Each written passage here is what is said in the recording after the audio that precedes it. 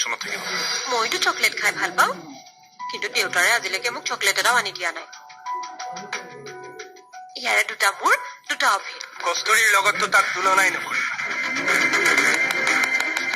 তাইৰ পইচাৰ হিচাপ মই এইকাৰণেই নলওঁ, কাৰণ তাই প্ৰত্যেকটো খৰচৰ পাই হিচাপ ক'ত মাটি ঘৰত থকা ছোৱালী আজিয়ে ৰাজত্বালিকাত থাকিবলৈ পাইছ।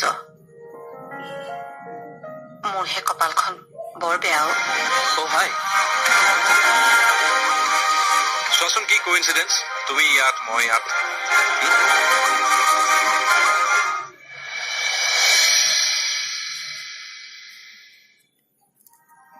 মিছা নকব, মই আপোনাক দেখিছো। আপুনি মোক ফল' কৰি আহি আছিল।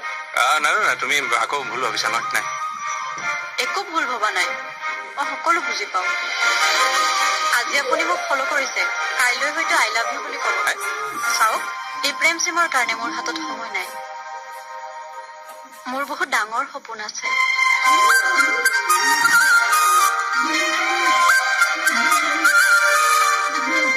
মই পাইলট হ'ব বিচাৰো। তাৰমানে তুমি বিয়া নোহোৱা ন?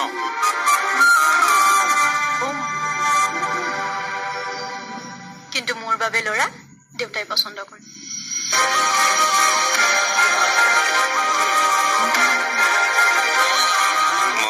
কি দেউতা?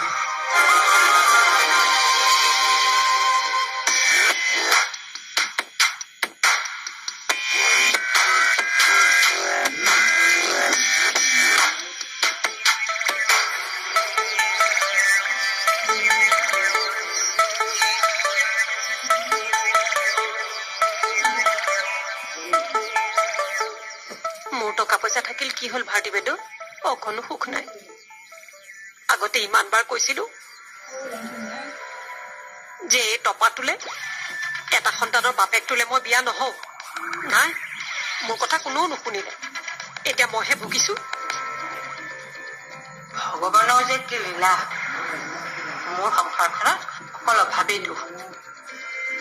তোৰ কোনো বস্তুৰে অভাৱ নাই, তথাপিও দুখ। মাজে মাজে মোৰ কেনেকুৱা লাগে জানো ভাৰতী বাইদেউ, যেন আগৰজনী মৰা নাই, কৰবাত আছে আৰু এদিন আহি ওলাবহি। মোৰ তেতিয়া কি হব, মোৰ ল'ৰাটোৰ কি হব ভাৰতী বাইদেউ? আমাৰ গাঁৱতো সেইদিনাখন এনেকুৱা হল নহয়। প্ৰথমজনী বেলেগ এটালে পলাই গল, মানুহজনে দ্বিতীয়জনী বিয়া কৰালে। ছমাহৰ পিছততো আকৌ প্ৰথমজনী আহি ওলালি। তাৰপিছত আৰু কি হব, গিৰিয়েকে দ্বিতীয়জনীক পাহৰি প্ৰথমজনীকে আঁকোৱালি ললে।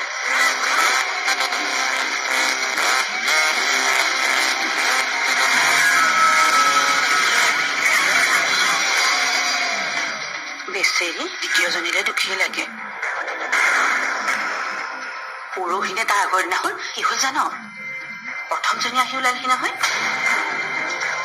আৰু আহি তাই দ্বিতীয়জনী ঘৰৰ পৰা উলিয়াই দিলে।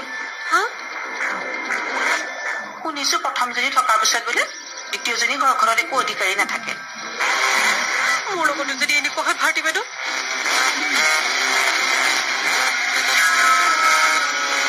মোৰ তেতিয়া কি হব? চিন্তা নকৰিবি, তোৰ লগত মই এইবিলাক হবলৈ নিদিওঁ। কিবা এটা কৰিবই লাগিব। কি কৰিবি? এদিন নহয় এদিন ভাল দিন আহিব বুলি চাওঁতে চাওঁতে 18 বছৰ পাৰ হল।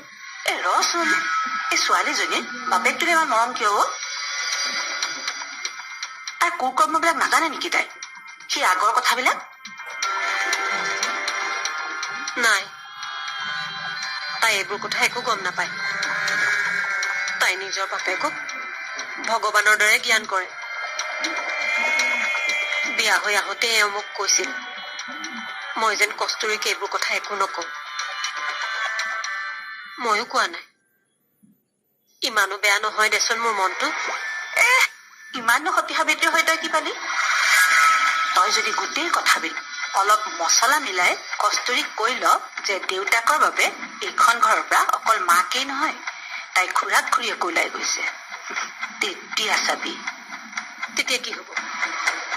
হাত মেলিব বাপেক জীয়েকৰ সম্পৰ্কত।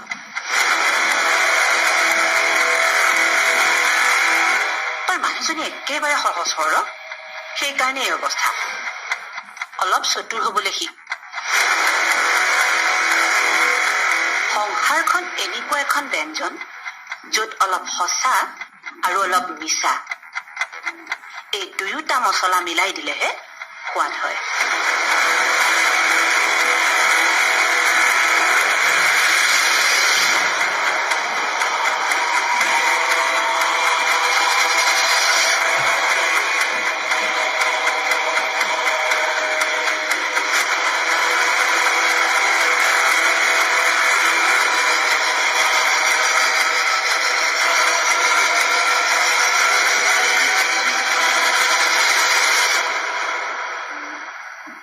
নগেন 2 কিলো ভেন্দি দিবাচোন আৰু পটল 2 কিলোমান দিবা আৰু তোমাৰ কেৰেলা দিবা আৰিয়ান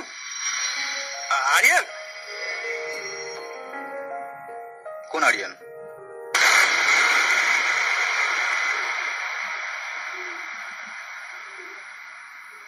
নাই আই এম সৰি মই মোৰ ভাই বুলি ভাবিছিলো। It's okay.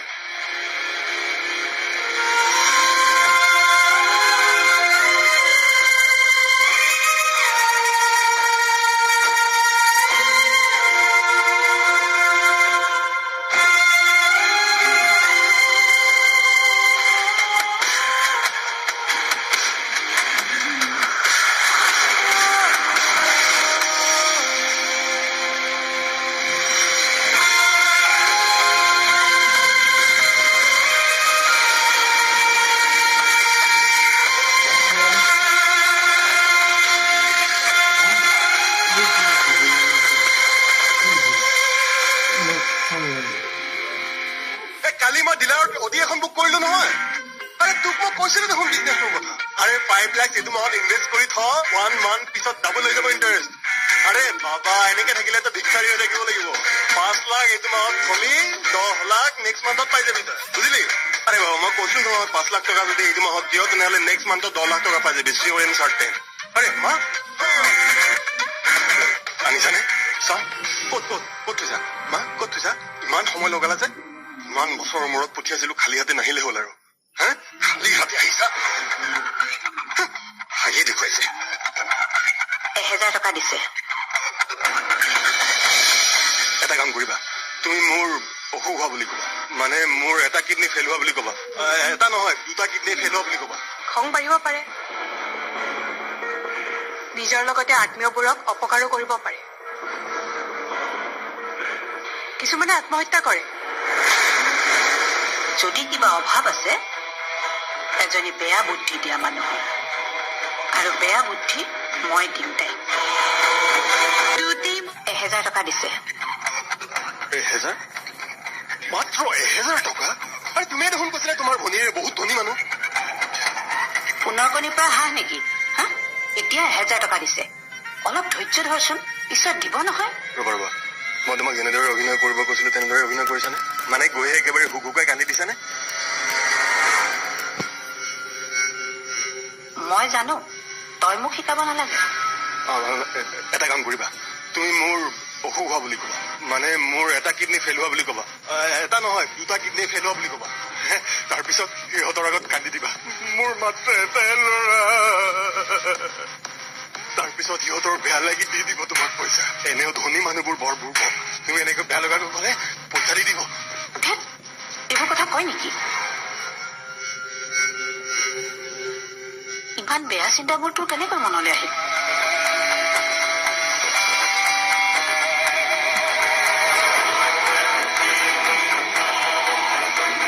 তাইৰ জীৱনত একোৰে অভাৱ নাই আৰু যদি কিবা অভাৱ আছে এজনী বেয়া বুদ্ধি দিয়া মানুহৰ আৰু বেয়া বুদ্ধি মই দিম তাইক। আৰু মোৰ দুখৰ কাহিনীবোৰ শুনাই তাইৰ পৰা পইচা আদায় কৰিম। মোৰ মৰম লগা মাতজনী বলে। মই আপোনাক কৈছোৱেই দেখোন আৰিয়ান আপোনাৰ মগজুত আছে, মানে আপোনাৰ ছাবকনচিয়াছ মাইণ্ডত আছে। আপোনাৰ মগজুৰ পৰা আৰিয়ানাক আঁতৰাবলৈ হলে নিজকে দোষী সূচোৱা বন্ধ কৰিব লাগিব।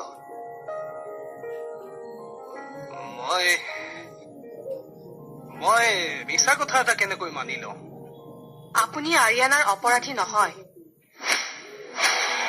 মই কেনেকৈ অপৰাধী নহওঁ? মিছা কথা এটা মই কেনেকৈ মানি লওঁ? কেনেকৈ বুজাওঁ নিজকে? চাওক, আপুনি যদি মই কোৱা ধৰণে নকৰে তেনেহলে মই একো কৰিব নোৱাৰো। আপোনাৰ কাৰণে নহলেও পৰিয়ালৰ কাৰণে আপুনি যুঁজিবই লাগিব, নহলে কিন্তু নহলে কি ডক্টৰ? চাওক, আপোনাৰ লক্ষণবোৰে ভয়ানক মানসিক বেমাৰৰ আগজাননী দি আছে, যাক আমি বাইপলাৰ ডিছঅৰ্ডাৰ বুলি কওঁ। বাইপোলাৰ ডিছঅৰ্ডাৰ মানে এইটো কি বেমাৰ? কি হয় এইটো বেমাৰ হলে? আপুনি ভয় নাখাব, এই বেমাৰ চিকিৎসাবিহীন নহয়। তথাপি আপুনি কওক না, কি হয় এই বেমাৰটো হলে? মানে আপুনি যে কলে আৰিয়ানক দেখা পায়, এনেকে যিকোনো মানুহক আপুনি কল্পনাৰ পৃথিৱীত দেখা পাব পাৰে। চিমটমছ বহুত আছে, যেনে খং বাঢ়িব পাৰে, নিজৰ লগতে আত্মীয়বোৰক অপকাৰো কৰিব পাৰে, কিছুমানে আত্মহত্যা কৰে আৰু কিছুমানে আনৰ অপকাৰ কৰে। আক্ৰমণ? মই মোৰ ছোৱালীকো আক্ৰমণ কৰিব পাৰো নেকি বাৰু? নে তাইকো কিবা ক্ষতি? সকলো সম্ভৱ। বহু ক্ষেত্ৰত ৰোগীয়ে বাস্তৱ ক্ষেত্ৰখনৰ লগত সম্পৰ্ক হেৰাই পেলাই নিজৰ এখন কল্পনাৰ পৃথিৱী গঢ়ি লয়।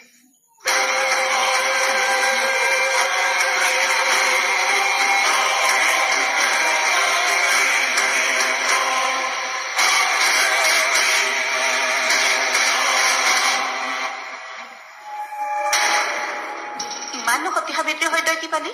তই যদি অলপ মছলা মিলাই কস্তুৰীক কৈ ল যে দেউতাকৰ বাবে এইখন ঘৰৰ পৰা অকল মাকেই নহয়, তাই খুৰাক খুৰীয়েকো ওলাই গৈছে, তেতিয়া চাবি। তই মানুহজনী একেবাৰে সহজ সৰল, সেইকাৰণে এই অৱস্থা। অলপ চতুৰ হবলৈ শিক। সংসাৰখন এনেকুৱা এখন ব্যঞ্জন য'ত অলপ সঁচা আৰু অলপ মিছা, এই দুয়োটা মছলা মিলাই দিলেহে সোৱাদ হয়।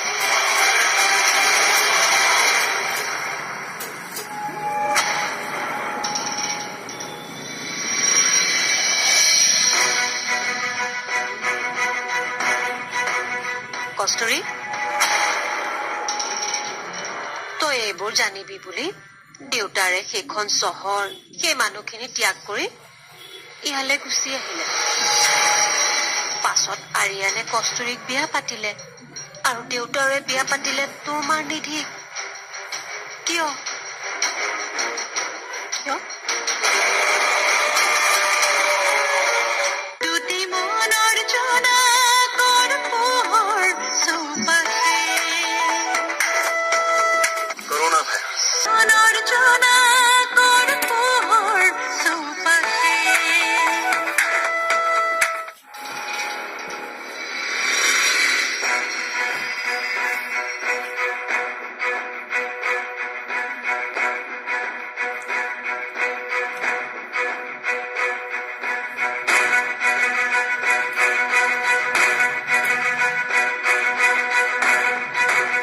কস্তুৰী,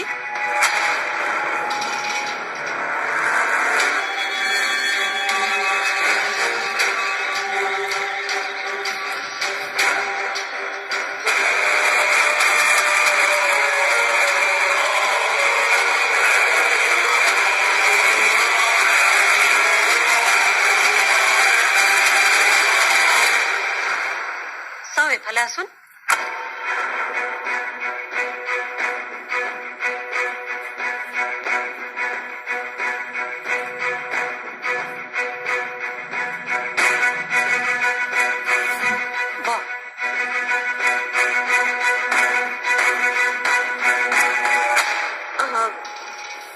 কস্তুৰী কোন আছিল জান? নামটো মোক মায়ে দিছিল। তোৰ মাৰ নিধিৰ ভাল বান্ধৱী আছিল কস্তুৰী, আৰু তোৰ খুৰীয়েৰ। খুৰী আৰিয়ানৰ ঘৈণীয়েক, আৰু আৰিয়ান হৈছে তোৰ দেউতাৰৰ ভায়েক।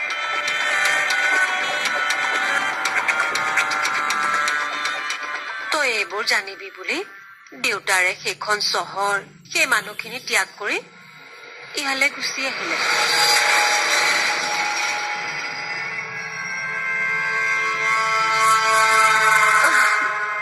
মই শুনামতে তোৰ মাৰ নিধি আৰু কস্তুৰী বৰ ভাল বান্ধৱী আছিল, কিন্তু তোৰ মাৰ নিধিয়ে ভাল পাইছিল আৰিয়ানক।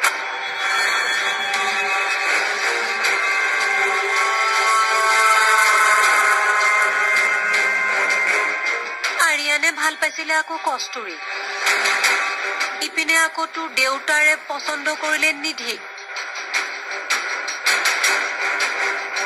পাছত আৰিয়ানে কস্তুৰীক বিয়া পাতিলে আৰু দেউতাৰে বিয়া পাতিলে তোৰ মাৰ নিধিক।